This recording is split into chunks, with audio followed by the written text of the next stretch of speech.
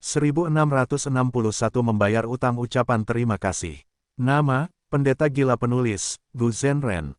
Plus mematikan mengatur ulang. Hasil ronde kelima membuat duyung bersisik kuning itu tercengang di tempat. Matanya hampir melotot. Jika dia tidak menyaksikannya sendiri, dia tidak akan percaya. Dia ingat dengan jelas bahwa ini adalah bangkai cacing Gu yang dia taruh di batu palsu, tetapi mengapa? Mengapa bangkai cacing Gu ini tidak ada di tangannya tetapi di tangan lawannya? Duyung bersisik kuning itu tidak bisa mengerti. Apakah ini semua ilusi? Dia menjadi gila, wajahnya yang pucat memerah. Dia tiba-tiba menunjuk Xiaolin sambil berteriak dengan suara melengking, "Kamu curang." Gadis duyung Xiaolin mendengar ini dan menjadi marah. Dia juga tidak tahu apa-apa, tidak tahu tentang metode Fang Yuan. Dia berteriak, "Kamu kalah dengan jujur, apakah kamu akan menyangkalnya di depan semua orang?" Duyung bersisik kuning itu menatap Xiaolin dan para Master Gu di sekitarnya. Tatapannya menjadi kosong saat dia bergumam, "Tidak, ini tidak nyata, semuanya palsu, ini ilusi."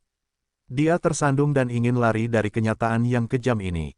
Melihat sikapnya yang menyedihkan, para Master Gu di sekitarnya memiliki ekspresi yang rumit. Mereka memandang Xiaolin dengan gentar dan waspada.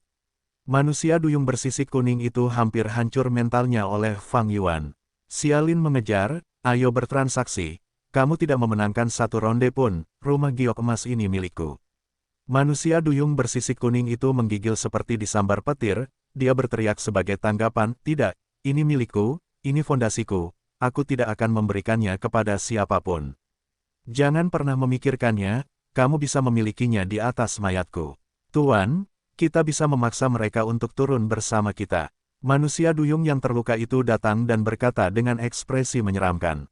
Manusia duyung bersisik kuning itu gemetar lagi. Dia ingin melakukan itu, tetapi mendengar kata-kata ini, dia menyadari sesuatu. Tidak peduli siapa orangnya, gadis duyung ini hanyalah pion. Pihak lain dapat memanipulasi situasi ini dari jarak jauh, menyiapkan jebakan terhadapku yang tidak dapat kuhadapi.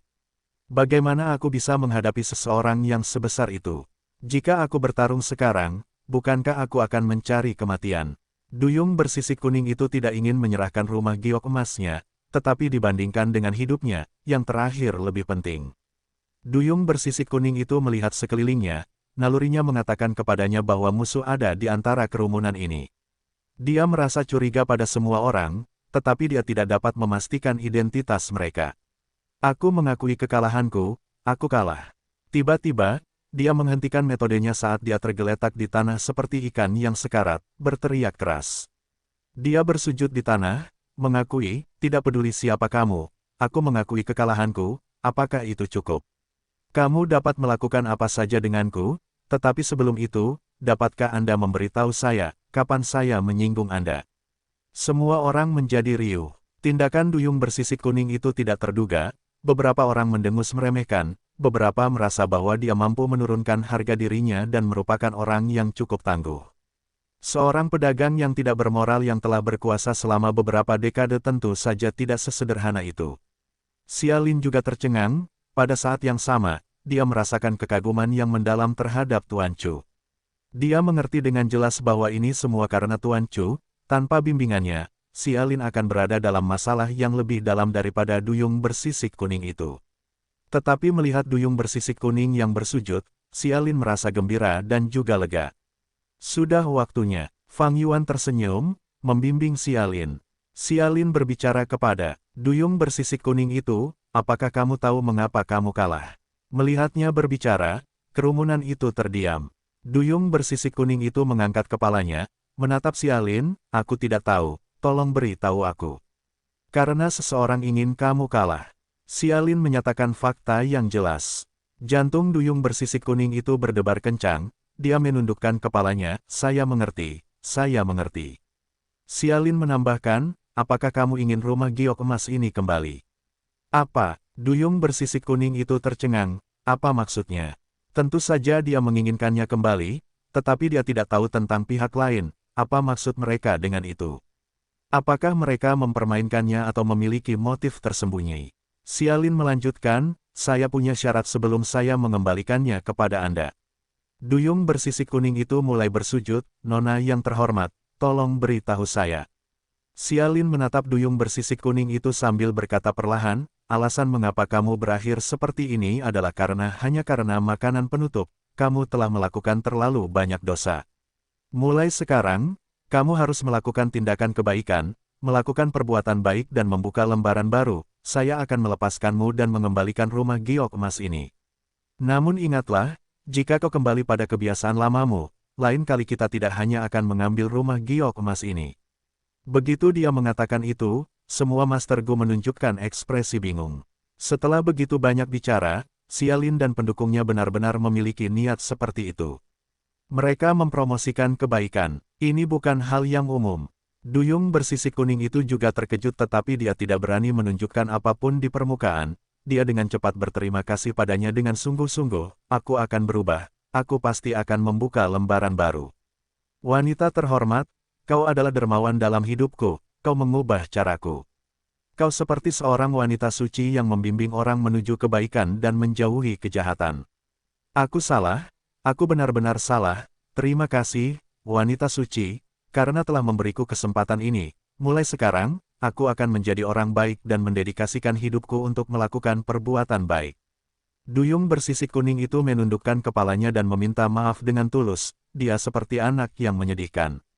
Wajah Xialin memerah, aku bukan orang suci, aku tidak punya kualifikasi untuk menjadi orang suci, jangan bicara omong kosong. Ingat janjimu, kami akan mengawasimu.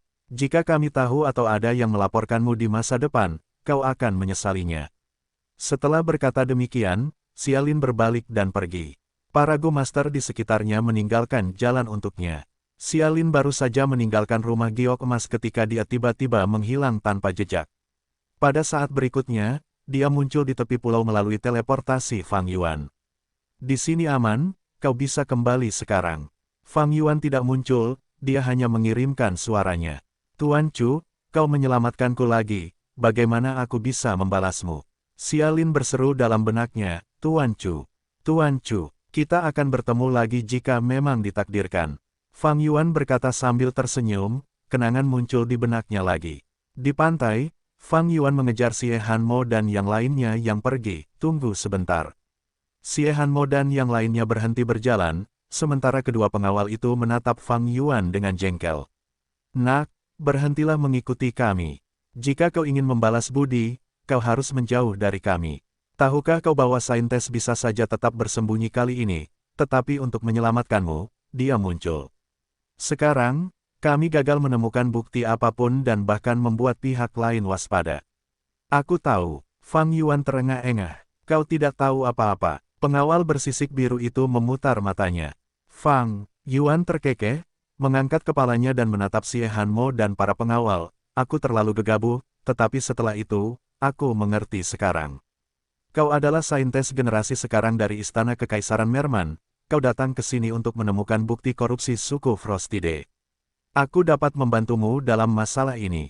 Karena aku pernah mengoperasikan tempat perjudian sebelumnya, aku tahu tentang cara kerjanya. Jalan utama untuk pencucian uang suku Frostide ini pastilah tempat perjudian tadi. Tolong beri aku kesempatan, saintes, biarkan aku membalas budi karena menyelamatkan hidupku. Kedua penjaga itu ragu-ragu, mereka menatap Xie Hanmo. Bulu mata Xie Hanmo yang tebal terkulai, sebelum dia membuka matanya dan menatap Fang Yuan dengan tatapan sebening kristal, setelah 3 tarikan napas, dia mengangguk, kalau begitu aku akan berterima kasih sebelumnya, Master Gu manusia. Siapa namamu? Namaku Gu Yue Fang Yuan. Kau bisa memanggilku Fang Yuan. Fang Yuan tertawa terbahak-bahak waktu berlalu dengan cepat, lebih dari 20 hari berlalu lagi. Di depan Tugu Merit, Fang Yuan melihat peringkat dengan kedua lengan di belakang punggungnya. Posisinya telah jatuh ke posisi kelima. Awalnya, dia berada di depan, tetapi perubahan mulai terjadi. Para Dewa Gu menyadari bahwa selama mereka melihat Tugu Merit ini, mereka akan dapat menemukan banyak pilihan. Pilihan-pilihan ini memiliki label harga, seseorang dapat menggunakan akumulasi merit mereka untuk menukarnya. Bahan-bahan abadi, Gu abadi, resep Gu abadi, gerakan pembunuh abadi, dan bahkan rumah Gu abadi, semuanya tersedia. Dengan merit yang dimiliki Miao Mingsen dan yang lainnya, mereka hanya dapat menukarnya dengan barang-barang di bagian bawah daftar. Pilihan-pilihan mahal itu seperti wortel yang tergantung di atas keledai, mereka membuat para dewa Gu ini sangat proaktif. Persaingan semakin ketat. Fokus Fang Yuan bukan itu, satu-satunya tujuannya adalah Gu penyesalan. Gu penyesalan sangat penting bagi Fang Yuan. Meskipun barang-barang di tugu jasa sangat berharga, barang-barang itu hanyalah pelengkap bagi Fang Yuan. Gu penyesalan dapat membantu Fang Yuan memperoleh perubahan kualitatif. Namun di antara hadiah-hadiah ini, tidak ada Gu penyesalan maupun pertukaran tugu jasa itu sendiri. Ini berarti bahwa hadiah-hadiah yang tercantum tidak sepenuhnya komprehensif. Gu penyesalan bukan bagian dari hadiah-hadiah itu, tetapi itu tidak berarti bahwa Gu penyesalan tidak ada di dalam surga ini. Fang Yuan tidak membuang-buang waktu, ia mencari petunjuk dan memilih misi-misi tertentu. Setelah menggunakan metode jalur kebijaksanaan untuk menyimpulkan, banyak kecurigaannya terangkat. Akhirnya, fokusnya sepenuhnya pada Laut Tangisan Penyesalan Penindasan Iblis. Ada banyak rumor mengenai wilayah laut ini. Melalui deduksi Fang Yuan, ada kemungkinan besar Gu penyesalan ada di sana. Namun, meskipun Fang Yuan tahu lokasinya, ia tidak dapat mendekat. Misi menghukum pedagang yang tidak bermoral 20 hari yang lalu adalah yang paling dekat yang pernah dicapai Fang Yuan dengan Laut Tangisan Penyesalan Penindasan Iblis. Namun ia telah mencoba, setelah hanya 30 li jauhnya dari pulau itu, ia tidak dapat bergerak lebih dekat. Bagaimana aku bisa masuk ke Demon Suppression Regret Crying Sea? Ini adalah masalah yang membuat Fang Yuan pusing. Pengaturan Paradise Earth terlalu kuat, Fang Yuan tidak bisa bertindak bebas. Pencapaian jalur ruang angkasanya juga tidak mengesankan, dia telah mencoba menggunakan Fixed Immortal Travel sebelumnya tetapi tidak dapat diaktifkan, bahkan dengan jurus pembunuh abadi yang dipikirkan Fang Yuan. Ini berarti bahwa begitu Fang Yuan meninggalkan surga, Fixed Immortal Travel tidak akan mengizinkannya untuk masuk lagi. Adapun orang-orang ini, Fang Yuan melihat nama-nama Gu Immortal di papan prestasi, dia menyipitkan mata. Dia ingin menjaga orang-orang ini tetap di dekatnya.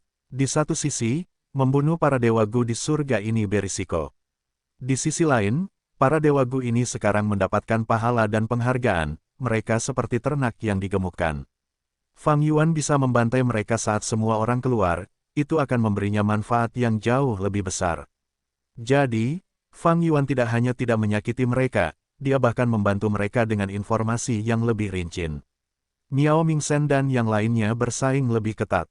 Terutama karena hadiah misi dapat diamati dan terbatas, semua orang dapat menukarnya, begitu seseorang mendapatkan sesuatu, yang lain tidak bisa. Jadi, meskipun mereka tidak mencoba saling membunuh, mereka bersekongkol dan dengan sengaja memberikan informasi palsu dengan frekuensi yang semakin meningkat. Dalam situasi ini, Chu Yingyang, jujur dan benar, seperti orang luar, dia menjadi sangat menonjol. Meskipun Miao Mingsen dan yang lainnya tidak mengatakan apa-apa, mereka menjadi semakin ramah terhadap Fang Yuan. Perubahan terjadi 3 hari kemudian. Misi baru muncul di Tugu Pahala, menuju kota suci para duyung, menghadiri upacara Dewa Laut, dan mempertahankan kota dari serangan binatang laut. Begitu misi ini muncul, Fang Yuan memilihnya. Kesempatan yang telah kutunggu-tunggu akhirnya tiba. Fang Yuan sangat gembira. Upacara Dewa Laut merupakan hal yang unik bagi para duyung. Dalam upacara ini, laki-laki dan perempuan akan berkumpul dan membentuk keluarga baru, mereka juga akan memilih orang suci baru. Orang suci memiliki status yang sangat tinggi dalam masyarakat duyung. Dan Fang Yuan telah mendapatkan informasi penting, di surga ini, orang suci memiliki peran yang luar biasa. Setiap kali orang suci baru terpilih, misi utama mereka adalah memasuki Laut Penyesalan Penindasan Iblis, menggunakan nyanyian mereka untuk menenangkan niat membunuh iblis dan menstabilkan wilayah laut. Misi tubuh jasa ini dimaksudkan untuk memberi manfaat bagi manusia dan duyung, membawa kemakmuran bagi orang-orang dan menghukum kejahatan sambil mempromosikan kebaikan. Setelah orang suci terpilih, dia harus memasuki Laut Penyesalan Penindasan Iblis. Saat itu, misi yang relevan mungkin muncul. Tapi apapun yang terjadi, aku harus menerima misi ini dan bertemu dengan orang suci itu terlebih dahulu. Setelah sekian lama, upacara Dewa Laut akhirnya tiba. Xialin mendorong jendela kamar penginapannya hingga terbuka, suara keramaian di luar pun terdengar. Kamarnya berada di lantai 2, Xialin melihat ke bawah dan melihat orang-orang bergerak di jalan-jalan sambil berdesakan.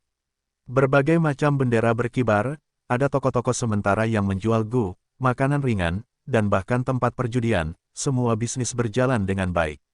Suasana, hati Xialin segera berubah, dia menjadi sangat senang.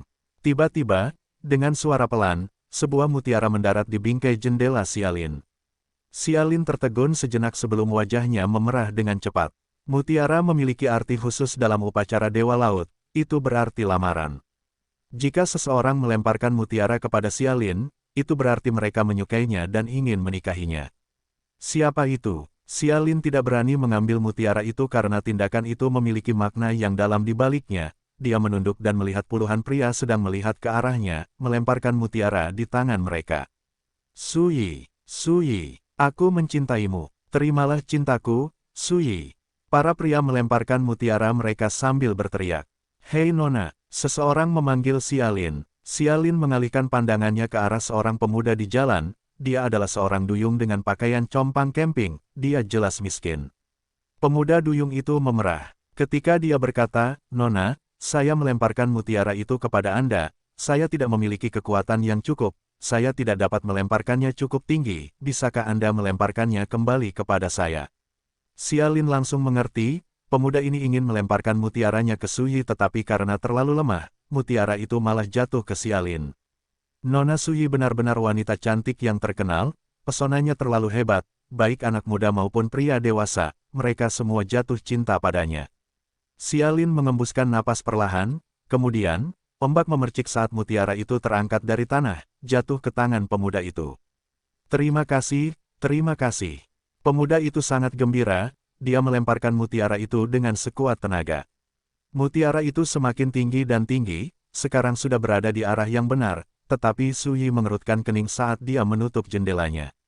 Mutiara pemuda itu mendarat di jendela dan jatuh, lebih dari selusin mutiara mengalami nasib yang sama.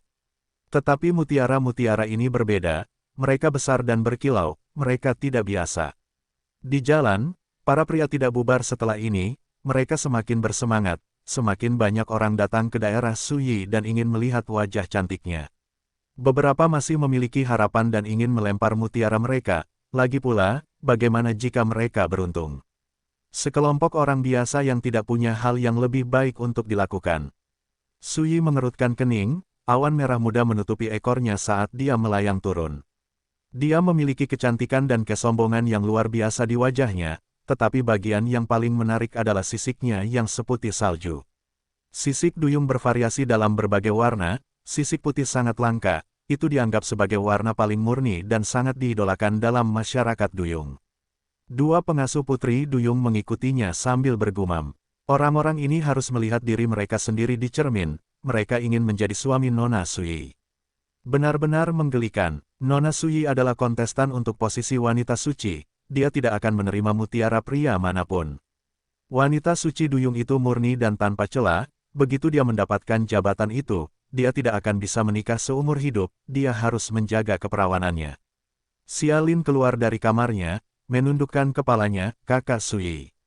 Adik kecil Xialin, Suyi tersenyum tipis, menyembunyikan kesombongannya dalam-dalam saat dia berbicara, bagaimana istirahatmu?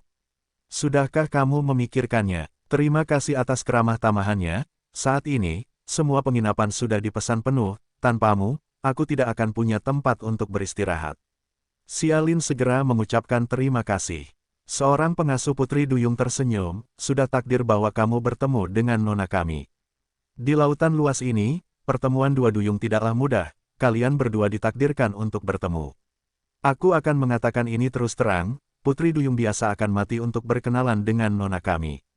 Suyi bukan hanya putri duyung bersisik putih, dia memiliki status yang tinggi, dan merupakan putri yang disayangi oleh seorang pemimpin suku yang kuat. Pengasuh Rong, apa yang kamu katakan? Aku bertemu dengan Xialin karena kami saling menyukai. Xialin, jangan khawatir, silakan saja jika kamu memiliki urusan yang sibuk. Jika kamu mengikutiku ke upacara Dewa Laut ini, risikonya tinggi. Suyi berjalan ke arah Xialin sambil memegang tangannya, berkata dengan tulus. Xialin terharu, saudari Suyi, kau telah banyak membantuku, karena kau ingin menjadi orang suci, aku pasti akan mendukungmu. Tapi aku takut aku terlalu lemah, lagi pula hanya ada 4 kuota pengikut. Mata Suyi bersinar terang, dia memegang tangan Xialin sambil berkata dengan penuh semangat, Xialin, terima kasih, dengan bantuanmu, aku akan memiliki kesempatan lebih. Tinggi untuk menjadi orang suci. Xialin memiliki tingkat kultivasi yang rendah, dia hanya peringkat 2 tetapi dia memiliki cacing Gu peringkat 5. Gu pengumpul minyak, Gu peringkat 5 tingkat atas. Tentu saja, cacing Gu ini tidak memiliki kekuatan ofensif, tetapi Suyi telah mengetahui tentang detail ujian orang suci. Gu pengumpul minyak akan sangat membantu dalam satu putaran Fang Yuan berjalan di kota suci Duyung. Dia tidak menyamar, dia menyamar sebagai Cuying. Namun auranya benar-benar tersembunyi, dia seperti manusia biasa. Di jalan, orang-orang bergerak dengan lincah. Mereka yang berpapasan dengan Fang Yuan tidak akan pernah membayangkan bahwa seorang dewa Gu peringkat 8 berjalan begitu dekat di samping mereka. Di kedua sisi jalan, ada toko-toko dan rumah-rumah yang ditata dengan rapi seperti sisik.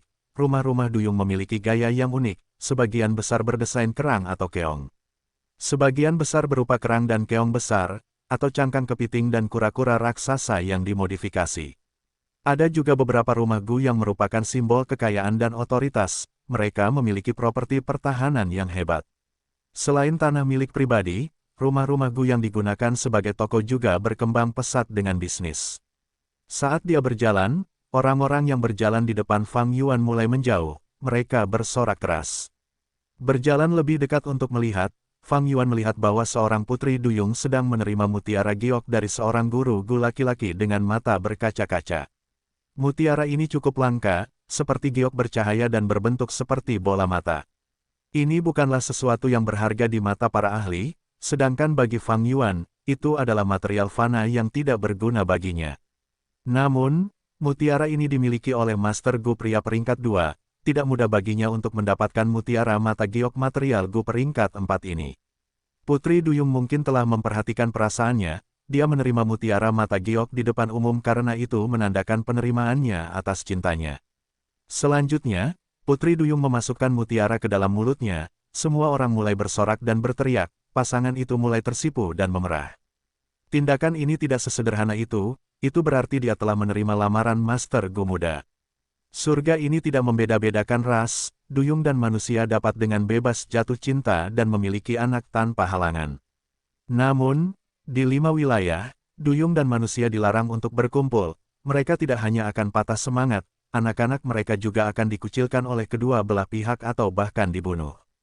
Fang Yuan memiliki tatapan yang menakutkan. Upacara Dewa Laut sudah dekat, seluruh kota suci dipenuhi dengan suasana gembira dan meriah. Pasangan ini bukanlah yang pertama kali dilihat Fang Yuan, mereka mungkin sosok yang sangat sederhana dan tidak penting di kota suci, tetapi menjadi orang biasa tidak berarti seseorang tidak bisa bahagia. Momen indah ini akan menjadi kenangan berharga yang terukir dalam benak mereka. Kenangan 500 tahun kehidupan sebelumnya mulai muncul kembali. Sekelompok Duyung menatap Xie Hanmo, Fang Yuan, dan yang lainnya dengan aura yang mengesankan. Saya penyidik Wude, sudah banyak laporan dari berbagai klan bahwa wanita suci generasi kita saat ini Xie Hanmo berselingkuh dengan Master Gu manusia Gu Yue Fang Yuan. Saya di sini untuk menyelidikinya. Pemimpinnya adalah Duyung bersisik giok yang berbicara dengan nada dingin. Apa? Saya tantang kamu untuk mengatakannya lagi. Kedua penjaga di belakang Xie Hanmo sangat marah, mereka ingin menyerang dengan marah. Xie Hanmo memiliki ekspresi tenang, sementara Fang Yuan memiliki ekspresi gelap saat dia mengepalkan tinjunya. Dia membantu Xie Hanmo menyelidiki tempat perjudian. Mereka menemukan banyak bukti korupsi, misi wanita suci itu mengalami terobosan kualitatif. Namun pihak lain tidak akan menunggu sampai akhir. Mereka bersekongkol dan menyebarkan rumor kejam, mengatakan bahwa wanita suci itu tidak murni dan berselingkuh dengan Master Gu manusia. Rumor-rumor ini tidak memiliki bukti dan hanya dibuat-buat, Xie Hanmo dan Fang Yuan tidak peduli tentang mereka. Namun untuk berpikir bahwa penyelidik dari pengadilan suci Merman benar-benar akan datang. Memobilisasi penyidik tanpa bukti apapun, saya khawatir pemimpin suku Frostide bukanlah satu-satunya orang yang korup, ada petinggi yang terlibat di sini. Fang Yuan mentransmisikan ke Xie Hanmo. Xie Hanmo mengerutkan kening, dengan sedikit ragu, dia berbicara, saya adalah wanita suci, Anda hanyalah seorang penyidik, apakah Anda memiliki token majelis tetua? Duyung bersisik giok itu tersenyum, mengeluarkan cacing Gu jalur informasi. Xie Hanmo tenang, hanya ini. Duyung bersisik giok itu tersenyum lagi, ini tidak memungkinkan saya untuk menyelidiki wanita suci. Tetapi Fang Yuan berbeda, dia adalah seorang Master Gu manusia. Lupakan token itu, saya dapat menyelidikinya bahkan tanpa token. Meskipun Fang Yuan adalah seorang manusia dan manusia adalah penguasa dari 5 wilayah, pengadilan suci Duyung Laut Timur adalah kekuatan super. Fang Yuan sendiri tidak memiliki latar belakang, duyung bersisik giok itu tidak berbohong. Terlalu kejam, saya tidak percaya bahwa pemimpin suku Frostide adalah orang seperti itu. Dia takut, dia tahu betapa hebatnya Fang Yuan, dia takut kita akan menemukan lebih banyak bukti seiring berjalannya waktu. Kedua penjaga itu berdiri di depan Fang Yuan. Setelah beberapa saat, mereka telah mengakui Fang Yuan. Tunggu, jika kedua belah pihak bentrok, itulah yang ingin dilihat musuh, kita tidak akan bisa menjelaskan diri kita sendiri. Aku akan pergi bersama mereka, kita memiliki banyak kemajuan di tempat perjudian, bahkan tanpa aku, kamu masih bisa menang jika kamu terus mengikuti jejak itu. Fang Yuan mentransmisikan, tidak mungkin, Fang Yuan, kamu terlalu naif, jika kamu berakhir di tangan mereka, kamu akan menjalani nasib yang lebih buruk daripada kematian. Kedua penjaga itu menggelengkan kepala. Fang Yuan tersenyum, apa yang perlu ditakutkan? Paling buruk aku akan mati. Kau telah menyelamatkan hidupku sebelumnya, kalau begitu, aku akan membalasnya sekarang. Jangan meremehkan rencana mereka, ini memang ditujukan kepadaku di permukaan, tetapi tujuan sebenarnya adalah saintes. Begitu reputasinya tercoreng dan rumor menyebar, statusnya mungkin akan terpengaruh. Mengorbankanku adalah masalah kecil, tetapi kita harus mempertahankan posisi saintes. Tanpa ini, bagaimana kau bisa menyelidiki dan menghukum orang-orang yang korup itu? Kedua penjaga itu ragu-ragu. Xie Hanmo masih tenang, dia berkata kepada duyung bersisik giok, kembalilah, aku tidak akan menyerahkannya kepadamu. Duyung bersisik giok itu sedikit tertegun sebelum dia tertawa, saintes, kau ingin membela Master Gu manusia ini. Bahkan dengan mengorbankan konflik dengan kami para penyelidik. Xie Hanmo mengangguk, kembalilah. Sang duyung bersisik giok menatap Fang Yuan sebelum menoleh ke Xie Hanmo, ia tersenyum seolah rencananya berhasil, bagus. Kita bukan tandingan sang putri suci, kita hanya bisa kembali dengan kekalahan. Hahaha, sambil berkata demikian, ia melambaikan tangannya dan pergi bersama para duyung. Sang putri suci, mengapa kau melakukan itu? Fang Yuan gelisah, seperti ini, kau. Untuk pertama kalinya, Xie Hanmo menyelanya, Fang Yuan, kau orang baik. Kau tidak takut mati, selain keberanian, alasan terbesarnya adalah hidup ini membosankan, kan? Kau tampak kecewa dengan dunia ini dan kehidupanmu sendiri, ada kelelahan mendalam yang tersembunyi di matamu. Namun, tak dapat disangkal, kau orang baik. Xie Hanmo berkata dengan lembut. Fang Yuan, Xie Hanmo melanjutkan, dan aku juga orang baik. Bagaimana mungkin orang baik mengorbankan orang baik lainnya? Sambil berkata demikian, ia mengedipkan mata pada Fang Yuan. Fang Yuan sedikit linglung, ini adalah pertama kalinya dia melihat ekspresi Xie Hanmo yang begitu bersemangat, dia cukup imut dan nakal. Lalu, bagaimana dengan rumor-rumor itu? Memang, penyidik terkutuk itu akan mengarang cerita ketika dia kembali. Kedua penjaga itu sangat khawatir. Ekspresi Xie Hanmo kembali normal, dia berkata dengan acuh tak acuh, kalau begitu biarkan mereka. Beberapa hari kemudian, upacara Dewa Laut dimulai. Para duyung pria mengenakan baju besi kerang, mereka membawa tombak panjang, lembing, dan bilah pedang. Menurut tradisi, kerang dan senjata ini dibuat oleh mereka sendiri menggunakan bahan-bahan yang bersumber secara lokal. Para duyung wanita, putri duyung, mengenakan potongan rumput laut berbagai warna pada mereka. Potongan rumput laut merah muda digunakan oleh gadis-gadis muda yang belum menikah. Para janda mengenakan potongan rumput laut hitam, sementara wanita bangsawan mengenakan potongan berwarna emas, perak, dan kristal. Putri duyung biasa mengenakan potongan rumput laut berwarna coklat, biru tua, dan abu-abu. Ini adalah kostum tradisional para duyung, itu cukup unik. Dahulu kala, sebelum duyung belajar cara menggunakan cacing gu, mereka menjalani gaya hidup primitif. Para jantan berburu sementara para betina mencari makan. Di pusat kota suci, orang-orang berkumpul, bernyanyi dan menari. Sejumlah besar prajurit duyung melambaikan tombak mereka, baju zirah mereka beradu dan menciptakan suara keras.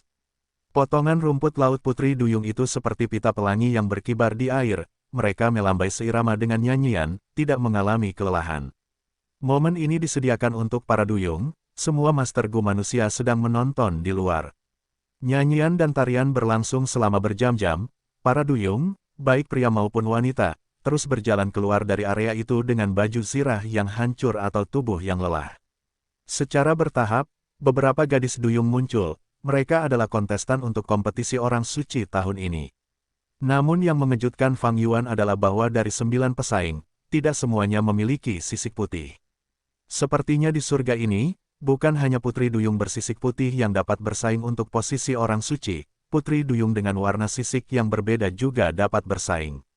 Dan di antara semuanya, putri duyung Suyi adalah yang paling mempesona selama upacara Dewa Laut, kota suci dibanjiri orang. Penonton di sekitarnya berteriak keras. Fang Yuan berada di antara kerumunan ini. Dia mengamati calon-calon wanita suci dengan tatapan menakutkan. Rencananya adalah memilih salah satu dari mereka dan membantunya menjadi wanita suci. Mereka membantunya menjadi wanita suci. Benar, pemimpin suku Frost tidak berinvestasi banyak dalam hal ini untuk membantu Lady Kyusuang. Dua penjaga bersisik biru dan bersisik merah Si Han Mo saling memandang setelah mendengar ini, merasakan kekhawatiran satu sama lain. Di aula, Fang Yuan duduk di satu sisi, dia menggertakkan giginya saat ekspresinya berubah tak sedap dipandang. Sebelumnya, Si Han Mo menolak penyidik dan melindungi Fang Yuan, ini meningkatkan rumor. Akhirnya, pengadilan suci Merman memutuskan untuk mengadakan upacara Dewa Laut lagi untuk memutuskan wanita suci itu sekali lagi. Ini adalah rencana, mereka memanfaatkan kebaikanmu dan tahu kau tidak akan meninggalkanku, jadi, situasi ini muncul. Fang Yuan menghela napas dalam-dalam, merasa seolah-olah dia telah melibatkan Si Han Mo. Si Han Mo meliriknya, tersenyum, Fang Yuan, tidak perlu merasa bertanggung jawab. Jika kami meninggalkanmu lebih awal, mereka akan menyebarkan rumor bahwa aku sudah tua dan tidak berperasaan, itu tetap akan memengaruhi reputasiku. Wanita suci, tidak perlu menghiburku saat ini. Fang Yuan tersenyum pahit, dampak dan tingkat keparahan kedua kasus itu sangat berbeda. Kita sudah bekerja sama begitu lama, bagaimana mungkin aku tidak tahu? Si Han Mo tersenyum, baiklah, lupakan saja ini, itu tidak membantu situasi. Fang Yuan dan kedua pengawal itu dengan cepat menyesuaikan pola pikir mereka saat ekspresi mereka berubah. Si Han Mo menambahkan, jabatan wanita suci tidak mudah dipertahankan, saat aku mulai menyelidiki korupsi, seseorang mencoba menyeretku ke bawah. Ini berarti bahwa masalah korupsi di antara para tetua pengadilan suci telah menjadi sangat parah. Jangan terlalu pesimis, meskipun upacara Dewa Laut baru diadakan, aku tidak kehilangan kualifikasiku, kan? Tidak mudah untuk membina wanita suci baru. Tempat-tempat yang dihuni banyak orang akan memiliki persaingan untuk mendapatkan keuntungan. Pepatah ini juga cocok untuk para duyung. Para duyung juga memiliki rencana dan konflik kepentingan. Para wanita suci memiliki status yang tinggi, jika pasukan di suku duyung dapat memelihara wanita suci mereka sendiri. Untuk periode waktu berikutnya, mereka akan memiliki beberapa keuntungan politik dan akan dapat memperoleh lebih banyak keuntungan. Secara umum, gadis-gadis duyung yang dapat bersaing untuk posisi wanita suci memiliki latar belakang yang dalam atau didukung oleh satu atau dua kekuatan besar.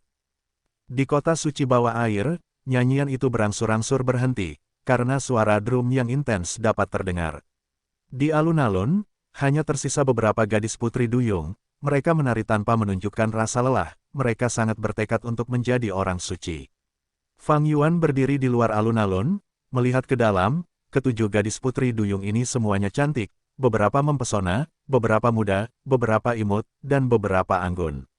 Ada mata air roh besar di tengah alun-alun, yang disebut mata air Dewa Laut. Air menyembur ke atas dan membawa nenek putri duyung tua, dia adalah tetua agung dari suku duyung ini.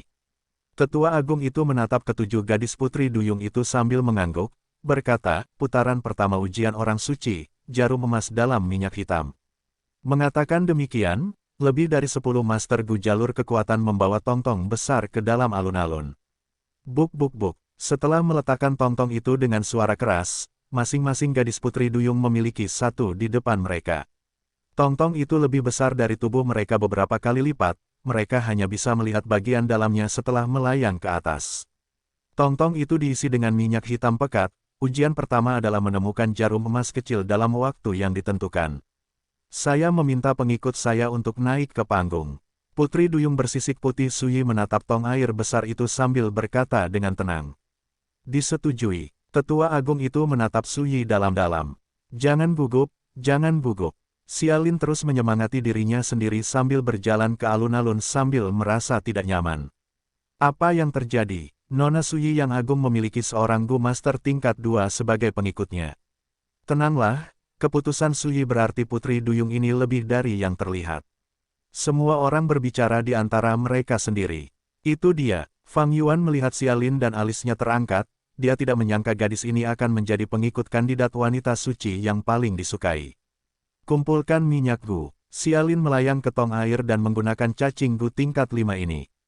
Seketika, minyak hitam di tong itu mulai bergerak, minyak itu ditarik keluar oleh Xialin dan dikumpulkan di tangannya.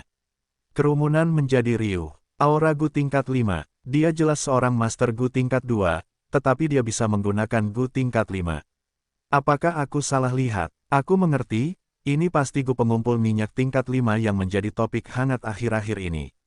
Jadi putri duyung ini memiliki cacing Gu yang berkualitas, tidak heran Suyi mengizinkannya menjadi pengikutnya. Efek Gu pengumpul minyak tidak main-main, setelah beberapa saat, tong itu menjadi kosong, hanya jarum emas yang tersisa berkilau di dasar tong. Kerumunan itu pun riuh. Tatapan mata yang tak terhitung jumlahnya tertuju pada Xialin. Xialin bahkan lebih gugup sekarang, wajahnya memerah dan menunjukkan ekspresi lucu karena tidak tahu harus berbuat apa. Suyi menatapnya dan tersenyum, sambil berpikir, aku benar merekrutnya ke dalam kelompokku. Pada ujian pertama, Suyi mengandalkan penampilan gemilang Xialin untuk mendapatkan peningkatan reputasi yang besar. Mata Fang Yuan gelap bagai jurang, melihat kerumunan yang pergi, dia berpikir, 6 dari 7 orang lulus ujian pertama, mereka datang dengan persiapan untuk ini. Jelas, isi ujian telah bocor sebelum ini. Api hijau pucat menyala di depan Xie Hanmo, membentuk jalur api. Qiu Xuang, yang juga putri duyung bersisik putih berjalan dengan tenang, berdiri di ujung lain jalan api sambil menatap Xie Hanmo dengan mengejek, mantan orang suci, giliranmu. Sialan, api yang mengerikan ini membakar jiwa, cacing Gu khusus diperlukan untuk melawannya. Kami sudah cukup siap, tetapi tidak menyangka ujian pertama ini akan begitu spesifik. Dan yang terburuk adalah, Qiu Xuang datang dengan persiapan cacing Gu yang tepat, dia dapat menahan api yang menakutkan itu. Apakah ini keberuntungan? Dia jelas tahu isi ujiannya, ini adalah rencana suku Frostide, mereka berkolusi dan menipu secara terbuka. Kedua penjaga itu sangat marah. Biarkan aku. Fang Yuan berjalan menuju Xie Hanmo yang mengerutkan kening. Kau, Xie Hanmo menatap Fang Yuan dengan mata sebening kristal. Percayalah padaku, aku yakin akan hal ini. Mata Fang Yuan bersinar dengan cahaya terang, menatap Xie Hanmo secara langsung. Keduanya saling memandang sejenak, sebelum Xie Hanmo berbalik. Hati-hati, api yang menakutkan ini tidak sederhana, jika kau tidak dapat menahannya, kau bisa mundur saja. Kata Xie Hanmo. Fang Yuan tertawa terbahak-bahak, berbalik dan melangkah lebar ke dalam api yang menakutkan itu. Sakit, rasa sakit yang hebat yang berasal dari jiwanya menyerang seluruh tubuh Fang Yuan dalam sekejap. Fang Yuan menggigil saat dia berjalan dengan susah payah. Dia menggertakkan giginya hingga berdarah. Matanya terbuka lebar, matanya juga terkoyak. Jiwanya terbakar oleh api saat meleleh, untungnya, dia memiliki akumulasi 2 kehidupan, dan merupakan iblis dunia lain. Api yang menakutkan itu kurang efektif padanya dibandingkan pada orang lain.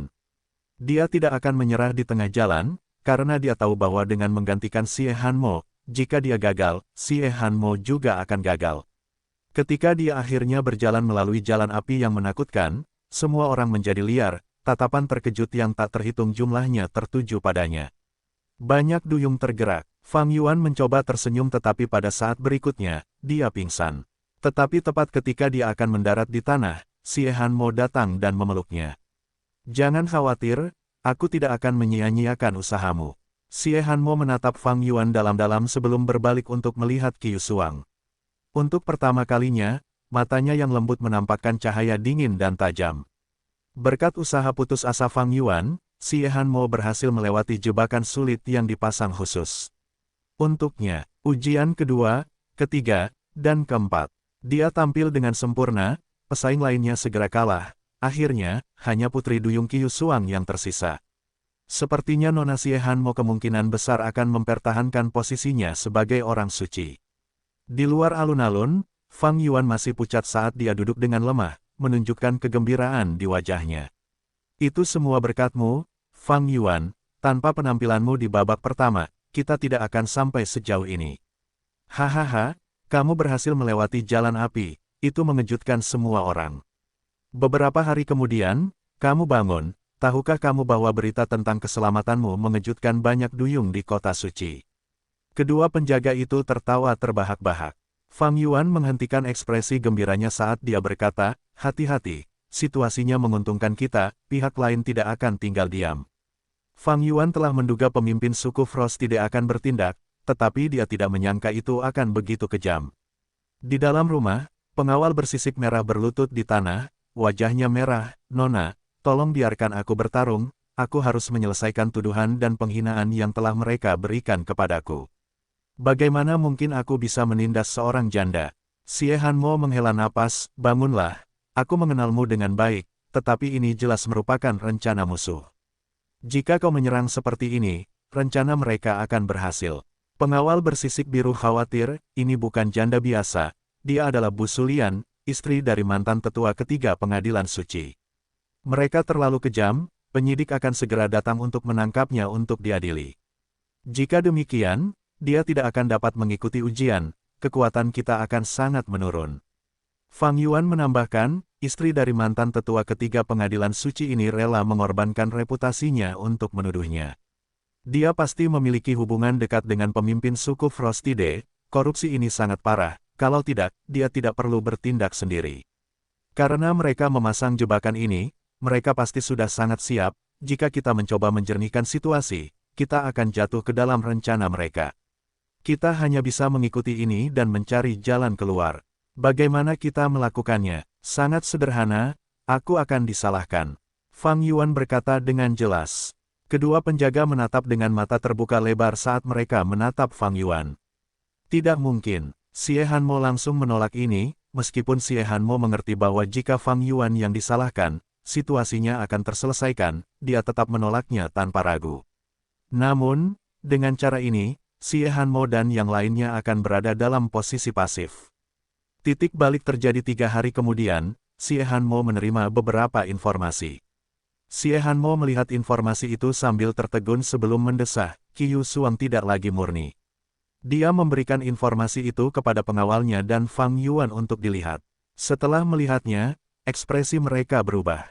Qiu Xuang adalah kandidat orang suci yang didukung oleh pemimpin suku Frostide, dia sangat populer selama upacara Dewa Laut ini, dia adalah orang yang paling mungkin untuk mengambil posisi orang suci dari Xie Hanmo. Namun, untuk berpikir bahwa dia telah kehilangan keperawanannya. Hanya Putri Duyung yang masih perawan yang dapat bersaing untuk posisi orang suci, ini adalah syarat pertama. Pengawal bersisik merah itu sangat senang, hebat, untuk berpikir bahwa Qiu Xuang ini tidak perawan. Dengan informasi ini, mereka menjadi sejarah.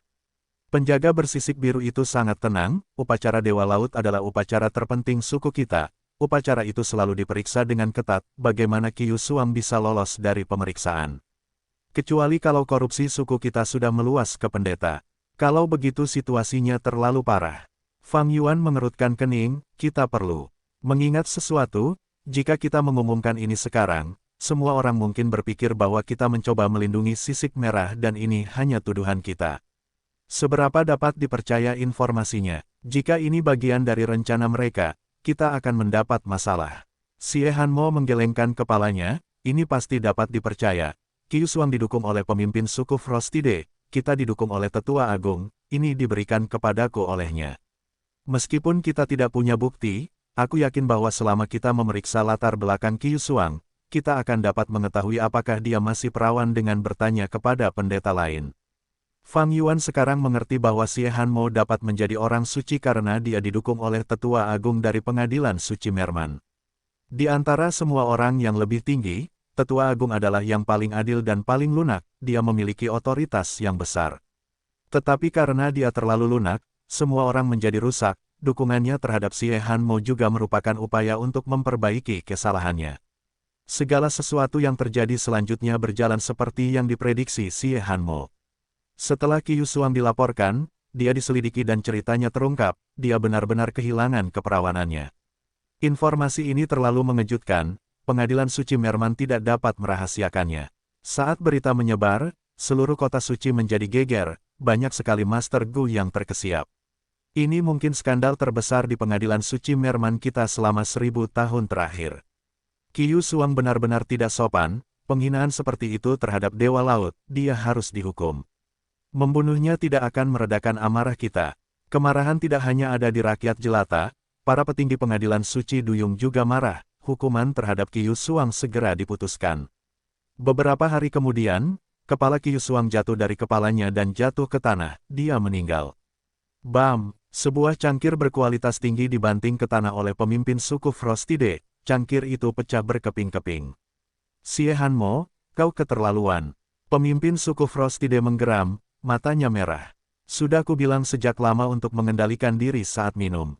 Setelah masalah Qiu Xuang, sebagai orang yang mendukungnya, para petinggi tidak akan lagi memperhatikanmu. Di dalam ruangan, ada seorang wanita bangsawan Putri Duyung, dia minum teh perlahan, dia tidak menunjukkan rasa takut terhadap pemimpin suku Frostide yang marah. Pemimpin suku Frostide menggertakkan giginya, dia berkata kepada Putri Duyung bangsawan, Bu Sulian, aku tidak butuh pengingatmu. Sekutu kita tidak akan menyerang kita hanya setelah masalah kecil ini. Jika Xie Hanmo mempertahankan posisinya sebagai orang suci, mereka juga akan menderita dan mati. Jadi, meskipun mereka membenciku, meskipun mereka tidak ingin melihatku, mereka harus memaksakan diri untuk bekerja sama denganku. Bu Sulian berkata dengan jelas, kau benar, tetapi sekarang Qiu Xuang sudah mati, bagaimana kau akan mengalahkan Xie Hanmo? Pion terbaik kita sudah hancur. Tidak, pemimpin suku Frostide tertawa sinis, kau bisa tenang, aku masih punya cara. Oh, aku mendengarkan. Bu Sulian duduk tegak. Pemimpin suku Frostide merahasiakannya, kau akan tahu dalam beberapa hari. Beberapa hari kemudian, di alun-alun kota suci, Putri Duyung Donglei berkata di bawah pengawasan semua orang, aku bersedia menggantikan Qiu Xuang dan melanjutkan upacara Dewa Laut.